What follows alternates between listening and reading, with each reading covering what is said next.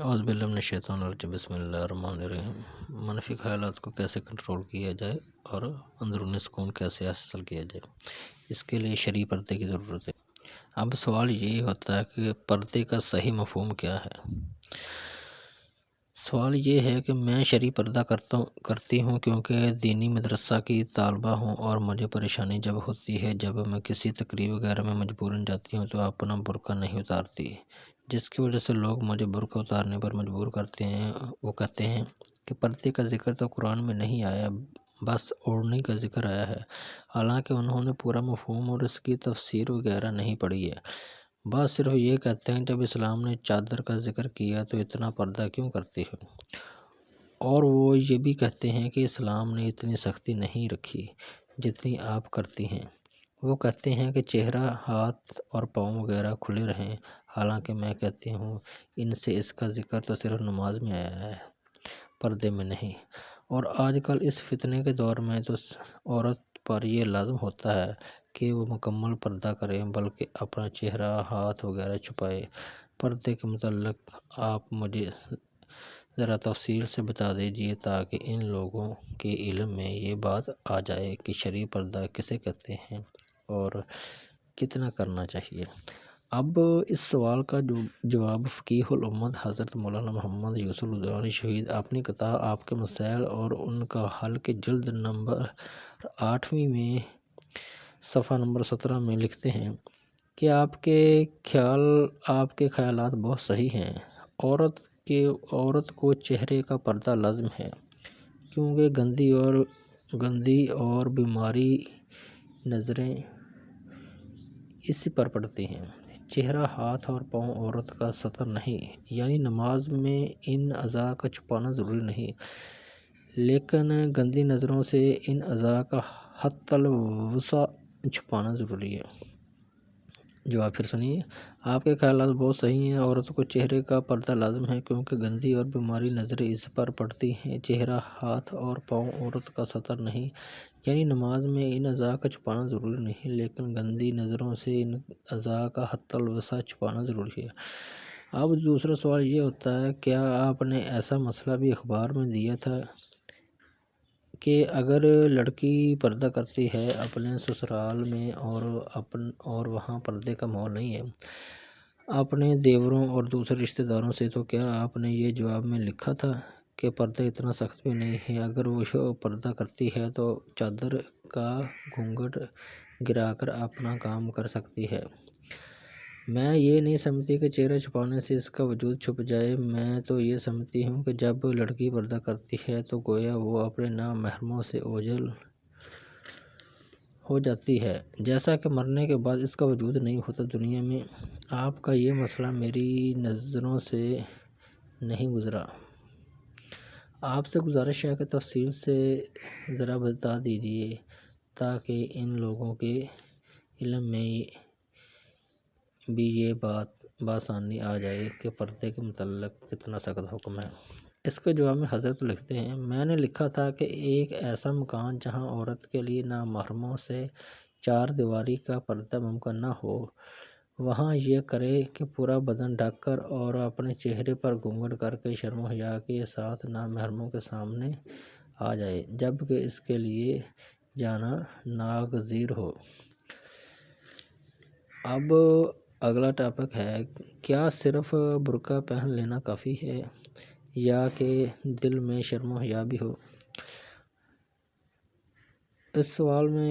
اس میں ایک اور سوال ہے کہ خواتین کے پردے کے بارے میں اسلام کیا حکم دیتا ہے، کیا صرف برقع پہن لینا پردے میں شامل ہو جاتا ہے؟ آج کل میرے دوستوں میں یہ مسئلہ زیر بحث ہے۔ چند دوست کہتے ہیں برقع پہن لینے کے نام کا کہاں حکم ہے، وہ کہتے ہیں صرف حیا کا نام پردہ ہے۔ میں آپ سے درخواست کرتا ہوں کہ پردے کے بارے میں قرآن و سنت کی روشنی میں کیا حکم ہے، تفصیلاً بتلائیے۔ اس کے جواب میں حضرت فرماتے ہیں، آپ کے دوستوں کا یہ اشارہ تو اپنی جگہ صحیح ہے کہ شرم و حیا کا نام پردہ ہے، مگر ان کا یہ فکرہ نامکمل اور ادھورا ہے۔ انہیں اس کے ساتھ یہ بھی کہنا چاہیے کہ شرم و حیا کی شکل متعین کرنے کے لیے ہم عقل سلیم اور وحی آسمانی کے محتاج ہیں۔ یہ تو ظاہر ہے کہ شرم و حیا ایک اندرونی کیفیت ہے، اس کا ظہور کسی نہ کسی قالب اور شکل میں ہوگا۔ اگر وہ قالب عقل اور فطرت کے مطابق ہے تو شرم و حیا کا مظاہرہ بھی صحیح ہوگا، اور اگر اس قالب کو عقل صحیح اور فطرت سلیمہ قبول نہیں کرتی تو شرم و حیا کا دعویٰ اس پاکیزہ صفت سے مذاق تصور ہوگا۔ فرض کیجیے کوئی صاحب بقائمی ہوش و حواس قید لباس سے آزاد ہوں، بدن کے سارے کپڑے اتار پھینکیں اور لباس عریانی زیب تن فرما کر شرم و حیا کا مظاہرہ کریں تو غالباً آپ کے دوست بھی ان سب کے دعویٰ شرم و حیا کو تسلیم کرنے سے قاصر ہوں گے، اور شرم و حیا کے ایسے مظاہرے کا مشورہ دیں گے جو عقل و فطرت سے ہم آہنگ ہوں۔ سوال ہوگا کہ عقل و فطرت کے صحیح ہونے کا معیار کیا ہے، اور یہ فیصلہ کس طرح ہو کہ شرم و حیا کا فلاں مظاہرہ عقل و فطرت کے مطابق ہے یا نہیں۔ اس سوال کے جواب میں کسی اور قوم کو پریشانی ہو تو ہو، مگر اہل اسلام کو کوئی الجھن نہیں۔ ان کے پاس خالق فطرت کے عطا کردہ اصول زندگی اپنی اصلی حالت میں محفوظ ہیں، جو اس نے عقل و فطرت کے تمام گوشوں کو سامنے رکھ کر وضع فرمائے ہیں۔ انہی اصول زندگی کا نام اسلام ہے۔ پس خدا تعالیٰ اور اس کے مقدس رسول صلی اللہ علیہ وسلم نے شرم و حیا کی جو مظاہرے تجویز کی ہیں وہ فطرت کی واضح ہیں، اور یہ عقل سلیم ان کی حکمت و گہرائی پر مہر تصدیق ثبت کرتی ہے۔ آئیں ذرا دیکھیں کہ خدا تعالیٰ اور رسول اللہ صلی اللہ علیہ وسلم کے ارشادات مقدسہ میں اس سلسلے میں کیا ہدایات دی گئی ہیں۔ نمبر 1، ہدایت۔ صنف نازک کی وضع و ساخت ہی فطرت نے ایسی بنائی ہے کہ اسے سراپا سطر کہنا چاہیے۔ یہی وجہ کہ خالق فطرت نے بلا ضرورت اس کے گھر سے نکلنے کو برداشت نہیں کیا تاکہ گوہر آبدار ناپاک نظروں کی ہوس سے گردآلود نہ ہو۔ قرآن کریم میں ارشاد ہے،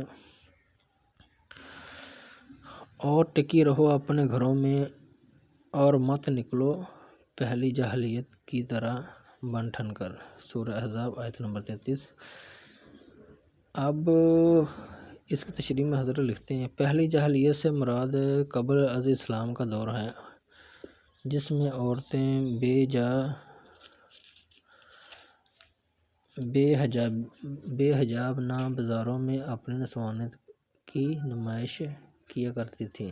پہلی جاہلیت کے لفظ سے گویا پیش گوئی کر دی گئی کہ انسانیت پر ایک دوسری جاہلیت کا دور بھی آنے والا ہے، جس میں عورتیں اپنی فطری خصوصیات کے تقاضوں کو جاہلیت جدیدہ کے سیلاب کی نظر کر دیں گی۔ قرآن کی طرح صحابہ کرام صلی اللہ علیہ وسلم نے بھی صنف نازک کو سراپا سطر قرار دے کر بلا ضرورت اس کے باہر نکلنے کو ناجائز قرار دیا ہے۔ اس میں حضرت عبداللہ بن مسعود رضی اللہ تعالیٰ عنہ فرماتے ہیں کہ نبی کریم صلی اللہ علیہ وسلم نے فرمایا، عورت سراپا سطر ہے، پس جب وہ نکلتی تو شیطان اس کی تاک جھانک کرتا ہے۔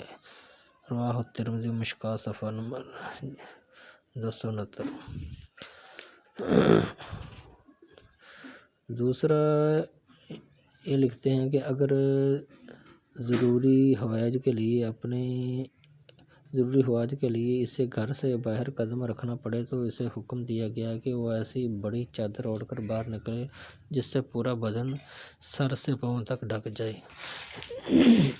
سورہ احزاب آیت نمبر 69 میں ارشاد ہے، اے نبی اپنی بیویوں، صاحبزادیوں اور مسلمانوں کی عورتوں سے کہہ دیجیے کہ وہ جب باہر نکلیں تو اپنے اوپر بڑی چادریں جھکا لیا کریں۔ مطلب یہ کہ ان کو بڑی چادر میں لپٹ کر نکلنا چاہیے اور چہرے پر چادر کا گھونگھٹ ہونا چاہیے۔ چادر کا حکم نازل ہونے کے بعد حضرت صلی اللہ علیہ وسلم کے مقدس دور میں خواتین اسلام کا یہی معمول تھا کہ ام المومنین حضرت عائشہ صدیقہ رضی اللہ تعالیٰ عنہا کا ارشاد ہے، خواتین حضرت صلی اللہ علیہ وسلم کی اقتدار میں نماز کے لیے مسجد آتی تھیں تو اپنی چادروں میں اس طرح لپٹی ہوئی ہوتی تھیں کہ پہچانی نہیں جاتی تھیں۔ مسجد میں حاضری حضرت صلی اللہ علیہ وسلم کے اقتداء میں نماز پڑھنے اور آپ صلی اللہ علیہ وسلم کے ارشادات سننے کی ان کو ممانعت نہیں تھی، لیکن حضرت صلی اللہ علیہ وسلم عورتوں کو بھی یہ تلقین فرماتے کہ ان کا اپنے گھر میں نماز پڑھنا ان کے لیے بہتر ہے۔ یہ حدیث ابو داؤد شریف میں ہے، مشکوٰۃ شریف میں صفحہ نمبر 96 میں،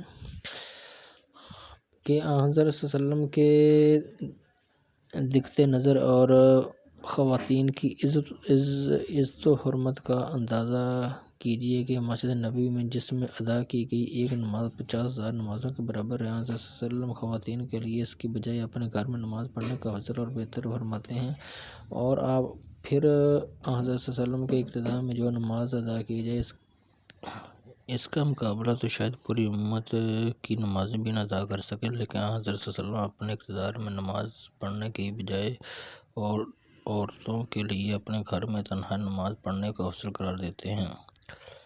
یہ ہے شرم و حیا اور عفت و عظمت کا وہ بلند ترین مقام جو حضرت صلی اللہ علیہ وسلم نے خواتین اسلام کو عطا کیا تھا، اور جو بدقسمتی سے تہذیب جدید کے بازار میں آج ٹکے سیر بک رہا ہے۔ مسجد اور گھر کے درمیان تو پھر بھی فاصلہ ہوتا ہے۔ حضرت صلی اللہ علیہ وسلم نے اسلام کے قانون ستر کا یہاں تک لحاظ کیا کہ عورت کے اپنے مکان کے اصول کو تقسیم کر کے فرمایا، فلاں حصے میں اس کا نماز پڑھنا فلاں حصے میں نماز پڑھنے سے افضل ہے۔ حضرت عبداللہ بن مسعود رضی اللہ تعالیٰ عنہ فرماتے ہیں کہ رسول صلی اللہ علیہ وسلم نے فرمایا، عورت کی سب سے افضل نماز وہ ہے جو اپنے گھر کی چار دیواری میں ادا کی جائے، اور اس کا اپنے مکان کے کمرے میں نماز ادا کرنا اپنے صحن میں نماز پڑھنے سے افضل ہے۔ پچھلے کمرے میں نماز پڑھنا آگے کے کمرے میں نماز پڑھنے سے افضل ہے۔ بہرحال ارشاد نبوی یہ ہے کہ عورت حتی الوسع گھر سے باہر نہ جائے، اور اگر جانا پڑے تو بڑی چادر میں اس طرح لپٹ کر جائے کہ پہچانی تک نہ جائے۔ چونکہ بڑی چادروں کا بار بار سنبھالنا مشکل تھا، اس لیے شرفاء کے گھرانوں میں چادر کے بجائے برقع کا رواج ہوا۔ یہ مقصد ڈھیلے ڈھالے قسم کے دیسی برقعے سے حاصل ہو سکتا تھا، مگر شیطان نے اس کو فیشن کی بھٹی میں رنگ کر نسوانی نمائش کا ایک ذریعہ بنا ڈالا۔ میری بہت سی بہنیں ایسے برقعے پہنتی ہیں جن میں سطر سے زیادہ ان کی نمائش نمایاں ہوتی ہے۔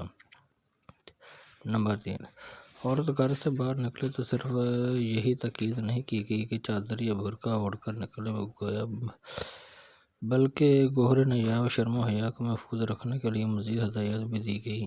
مثلاً مردوں کو بھی اور عورتوں کو بھی یہ حکم دیا گیا کہ اپنی نظر نیچے اور اپنی عصمت کے پھول کو نظر بد کی بدعموم سے محفوظ رکھیں۔ سورہ نور آیت نمبر 30-31 میں ارشاد ہے، اے نبی مومنوں سے کہہ دیجیے کہ اپنی نظریں نیچی رکھیں اور اپنی شرم گاہوں کی حفاظت کریں، یہ ان کے لیے زیادہ پاکیزگی کی بات ہے، اور جو کچھ وہ کرتے ہیں اللہ تعالیٰ اس سے خبردار ہے۔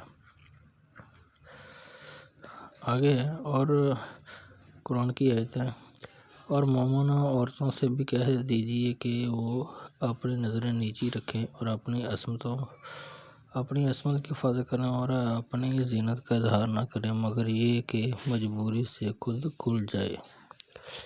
ایک ہدایت یہ دی گئی کہ عورتیں اس طرح نہ چلیں جس سے ان کی مخفی زینت کا اظہار نامحرموں کے لیے باعث کشش ہو۔ قرآن مجید کی بالا آیات کے آخر میں فرمایا، اپنا پاؤں اس طرح نہ رکھیں کہ جس سے ان کی مخفی زینت ظاہر ہو جائے۔ ایک ہدایت یہ دی گئی کہ اگر اچانک کسی نامحرم پر نظر پڑ جائے تو اسے فوراً ہٹا لیں اور دوسرا قصداً دیکھنے کی کوشش نہ کریں۔ حضرت بریدہ رضی اللہ تعالیٰ عنہ فرماتے ہیں کہ حضرت علی کرم اللہ وجہہ سے حضرت صلی اللہ علیہ وسلم نے فرمایا، اے علی، اچانک نظر کے بعد دوبارہ نظر مت کرو، پھر تو بے اختیار ہونے کی وجہ سے تمہیں معاف ہے، مگر دوسری کا گناہ ہوگا۔ مسند احمد، دارمی، ترمذی، ابو داؤد، مشکوٰۃ میں یہ حدیث ہے۔ اللہ تعالیٰ عمل کرنے کی توفیق عطا کرے۔ وآخر دعوانا الحمدللہ رب العالمین۔